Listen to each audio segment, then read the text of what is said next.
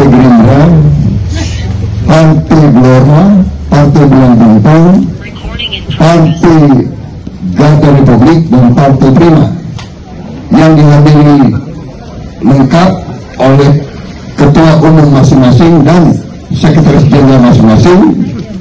Kita telah berunduk secara final, secara konsensus, seluruhnya sepakat mengusung Prabowo Subianto sebagai calon presiden Koalisi Indonesia Maju untuk 2024-2029 dan saudara Gibran Rakabuming Raka sebagai calon wakil presiden dari Koalisi Indonesia Maju.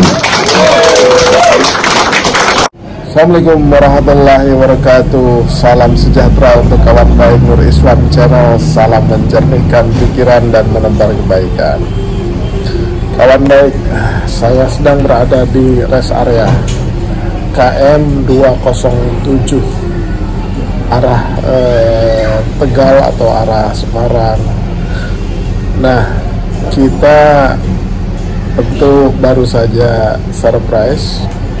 Akhirnya Pak Jokowi itu memang merestui dan mendoakan, ini dalam tanda petik ya, merestui dan mendoakan anaknya, ya, pangerannya, itu adalah Gibran Rakabuming Raka menjadi bakal calon wakil presiden mendampingi Pak Prabowo.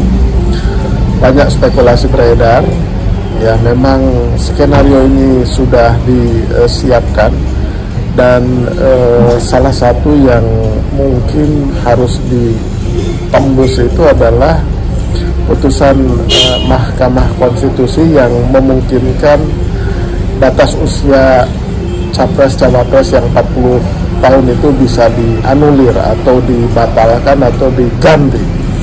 Ya, sejak putusan MK itu barulah semua orang sadar bahwa Jokowi ternyata memang amat sangat serius mempersiapkan segala sesuatunya, termasuk bersama adik iparnya yaitu Ketua Mahkamah Konstitusi yang menikahi adiknya Pak Jokowi yaitu Bu Hidayati. Jadi terhitung Pak Anwar Usman itu sebagai ketua MK ini ya menjadi pamannya Gibran gitu. Nah, baru semua orang sadar sesadar-sadarnya siuman bahwa ternyata Pak Jokowi ini memang dalam tanda petik ya melawan betul gitu ya, melawan asumsi publik, melawan yang dianggap para pengamat itu kepatutan politik, kesantunan politik, kesabaran politik, keikhlasan politik. Ya, ternyata memang ini membuktikan bahwa Pak Jokowi bukan politisi biasa gitu. Nah, tentu ada perdebatan betapapun pasal yang tentang batas usia ini dipaksakan, tapi itu adalah sudah menjadi realita. Tinggal akan kita lihat apakah ada langkah-langkah secara hukum yang bisa menganulir putusan Ketua MK tersebut atau putusan MK tersebut, atau adakah celah hukum yang lain yang mungkin bisa digugat oleh para pihak yang tidak setuju dengan pembatalan batas usia cawapres 40 tahun ini. Nah, tinggal akan kita lihat itu seberapa kuat sentimen negatif ya terhadap putusan MK ini, terhadap endorsement Jokowi ini terhadap pencawapresan Gibran gitu. Nah, tapi yang sudah pasti memang ini merupakan tanda nyata bahwa Jokowi ini ya melawan betulan ya kan. Melawan betulan ya, kita akan lihat relasinya dengan PDIP yang dianggap sudah menyiapkan karpet merah untuk seluruh dinasti keluarganya ya, dari mulai Pak Jokowi sendiri sejak jadi wali kota, gubernur, kemudian sampai presiden, kemudian anak dan menantunya yaitu Gibran dan Bobi gitu. Nah itu tangan-tangan PDIP amat sangat nyata memberikan endorsement, bahkan memperjuangkan keduanya bersama partai yang lain gitu. Nah orang bertanya-tanya bagaimana sikap PDIP dan Bu Megawati melihat dalam tanda petik itu ya kepiawaian Pak Jokowi mengunci PDIP dan Bu Megawati itu. Kita akan lihat bagaimana langkah Megawati dan PDIP ke depan yang sudah pasti memang agak akan serba salah kalau terlalu diperlihatkan kemarahannya, ya pasti dianggap oleh publik baperan gitu. Padahal dalam politik nggak boleh baperan, tapi dibiarkan saja begitu tanpa ada perhitungan terhadap Pak Jokowi, ya dianggap PDIP dan Bu Megawati tidak punya dignity itu. Padahal dikenal sebagai partai yang amat sangat mempertahankan harga diri dan martabatnya atau dignity-nya itu. Nah memang jadi dilematis gitu. Sementara Pak Jokowi udah kepalang tanggung ya kan. Ya mungkin hitungan dia sudah dia hitung semua lah, kepalang tanggung lah. Kalau tidak melawan juga saya dianggap presiden yang tidak punya kekuatan gitu. Tapi melawan juga paling ya mendapat reaksi negatif, tidak hanya dari PDIP, dari masyarakat. Tapi kalau melawan ya kemungkinannya saya menang ada gitu loh. Karena saya presiden, saya kepala pemerintahan, saya kepala negara, semua instrumen kekuasaan ada di tangan saya. Kemudian Pak Prabowo juga dalam posisi yang dianggap kuat, jadi pilihannya melawan dengan kemungkinan menang ada.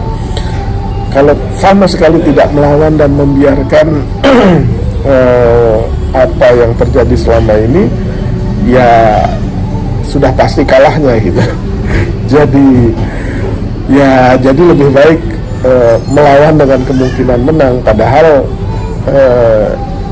hitungan keyakinan menang itu harus dikonfirmasi dengan di lapangan, karena bukan tidak mungkin kekuatan oposisi yang terhadap Pak Jokowi juga akan semakin bersemangat dan bangkit untuk melawan. Kan hitungannya dengan Gibran menjadi cawapres ini, apakah loyalitas para pemilih Prabowo tetap dan tidak bergeser? Bagaimana yang dengan para pemilih simpatisan pendukung yang kecewa? Nah kalau kecewa ini yang paling mungkin dia pindahnya ke Anies Caimin gitu. Nah majunya Gibran dan Prabowo ini dengan endorsement yang sudah pasti dari Jokowi, itu yang paling digerus suaranya itu ya Ganjar Pranowo dan Mahfud MD nih, pasangan ini. Jadi Gibran dan Jokowi akan menarik suara dan menggerus suara dari Ganjar Pranowo dan Mahfud. Sementara pemilih Prabowo yang kecewa terhadap pilihan Gibran itu akan pindah lebih banyak ke Anies. Nah kemudian yang paling penting lagi, undecided voters ya, yang belum memilih, itu besar kemungkinan juga akan ke Anies gitu.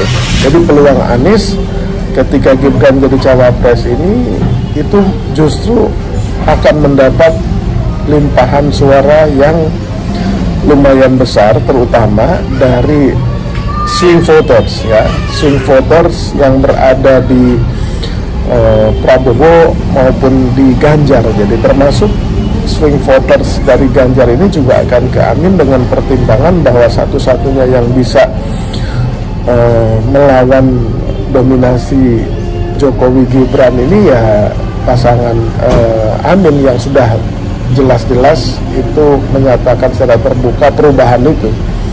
Nah, swing voters di Prabowo ya akan pindah ke Amin, tapi Prabowo Gibran akan mendapat tambahan suara dari simpatisan Jokowi yang selama ini mengendorse Ganjar gitu. Jadi kemungkinan besar putaran kedua ini ya boleh jadi ya mungkin Prabowo versus Anies ini, walaupun tidak tertutup kemungkinan ada kekuatan lain yang bisa mendorong apabila Ganjar Pranowo itu kerja habis-habisan, mesin PDIP Perjuangan dan partai yang lain di koalisi ini juga bekerja keras, ya mungkin yang berhadapan itu Ganjar dan Anies gitu. Sementara Prabowo karena ada sentimen negatif ini, kalau ia tidak mampu menahan sentimen negatif tentang nepotisme, karena ketua MK adalah adik ipar, Jokowi adalah presiden, Gibran adalah anaknya Jokowi. Kalau dinasti politik dan nepotisme itu bangkit kembali protesnya seperti di tahun 97-98 masa reformasi, di mana nepotisme itu amat sangat ditentang oleh mayoritas masyarakat, maka sentimen negatif ini akan membuat suara Prabowo dan Gibran itu anjlok tuh, gitu, anjlok sehingga kehilangan kesempatan ke putaran kedua tuh. Tapi kalau mereka pandai memainkannya dengan instrumen kekuasaan dan yang lain-lain, logistik mereka juga punya banyak, nah mungkin bisa juga lolos ke putaran kedua. Jadi makin sulit ditebak ini, tapi bahwa Jokowi melawan itu ya menjadi fakta nyata, bukan lagi spekulasi sekarang ini. Tinggal bagaimana kita melihat manuver politik PDIP yang pasti akan berhati-hati dengan membuat perhitungan yang cermat. Kalau terlalu terburu-buru nanti dibilang baper itu tadi, tapi kalau cermat, ia punya banyak jurus. Dan Bu Megawati itu bukan politisi kaleng-kaleng ya, udah politisi senior, ditempa berbagai zaman. Jadi menghadapi ini dia pasti walaupun kecewa dan marah, tapi keluarnya itu dengan kecermatan politik yang tepat sehingga mampu melakukan manuver dan pembalasan politik yang juga sulit diduga. Ya, demikian kawan baik. Terima kasih.